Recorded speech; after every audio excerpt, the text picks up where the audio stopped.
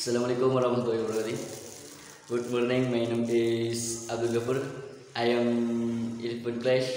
I study in Miftahul Ulum Pagniran. This morning I went to tell you about how to make instant noodle. Here the step. Turn on the stove.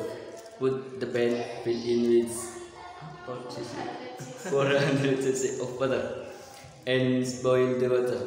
After the water is boiled, put in the noodle in the pan. Cook the noodle. After the minutes left, turn off the stove. Prepare a bowl. Pour all the season. Pure all the seasoning. Pour all the seasoning into a bowl. Then put in the noodle into bowl. Make and stir well. If you want, you can you can add another garnish. Finally, your